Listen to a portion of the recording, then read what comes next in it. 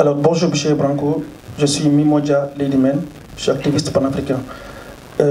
Évidemment, les images que vous projetez sont désolantes et puis c'est difficile à regarder, à observer. Pensez-vous que ce soit vraiment très opportun du moment où les juridictions locaux sénégalais n'ont pas encore pris ces crimes en considération pour être jugés dans des tribunaux sénégalais? Et pensez-vous qu'il est normal à l'estade actuel de vouloir tout simplement détropicaliser ce phénomène-là vers la CPI, tout en sachant que la CPI ne condamne de façon générale que les Africains? Au regard même de ce qui s'est passé au niveau de la Libye, comme vous êtes défenseur des droits humains, la véritable personne qui aujourd'hui aurait dû attirer la CPI, c'est M. Nicolas Sarkozy. En tant que défenseur des droits humains, pensez-vous un jour régler le sort de M. Nicolas Sarkozy? Je ne parlerai même pas de George Bush parce que, comme vous le savez très bien, la CPI, les Américains n'ont pas ratifié le statut de Rome. Et ma dernière question est la suivante. Avez-vous vraiment, mais quand je dis vraiment, c'est vraiment, parce que là, ce que vous êtes en train de dire, c'est quelque chose de très grave qui touche le régime de Macky Sall, que je qualifie comme étant un régime dictatorial. Avez-vous vraiment des vraies preuves qui justifient votre action et pensez-vous que la CPI va vraiment aller au fond de cet événement-là tout en ayant à l'esprit ce que je viens de dire? Merci. Je vous remercie, c'est une question qui me semble très importante.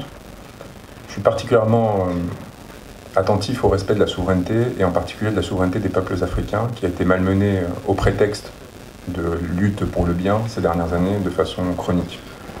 J'ai l'honneur de défendre certaines des figures panafricanistes les plus importantes qui m'ont amené justement à ce dossier, dont Kémy Séba, que je remercie de sa confiance, et qui ont joué un rôle cardinal dans ma formation intellectuelle et politique à l'égard des enjeux contemporains africains.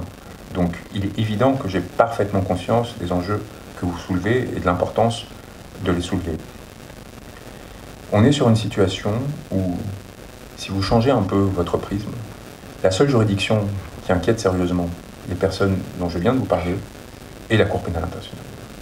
Parce que ce sont des individus qui aiment venir dans des palaces comme celui-ci, et contrairement à eux, nous avons fait un immense effort collectivement pour pouvoir nous installer pour quelques heures ici, pour leur montrer que nous avions les capacités à tout niveau de les défier sur leur terrain, mais nous n'avons pas nos habitudes dans ces endroits. Et nous n'avons pas l'habitude de piller les ressources des peuples pour se permettre d'arriver dans ces endroits. Cette différence fondamentale, elle est exactement similaire sur la question de la CPI. Quelle que soit notre appréciation de l'action de la CPI, en particulier depuis 20 ans, nous savons qu'aujourd'hui, c'est l'institution qui serait en mesure de les empêcher de venir faire leurs courses dans le 8e arrondissement, de venir se faire soigner dans l'Union européenne, de venir de façon générale passer leurs vacances ou placer leurs enfants, comme c'est le cas pour M. Moussa Fall, au Canada. Ces gens, aujourd'hui, ont une partie de leur famille à l'étranger, dans ces territoires qui sont membres de la CPI. Et c'est pour ça, c'est très important pour nous d'activer ces juridictions, parce qu'ils ont aujourd'hui le contrôle sur les juridictions nationales.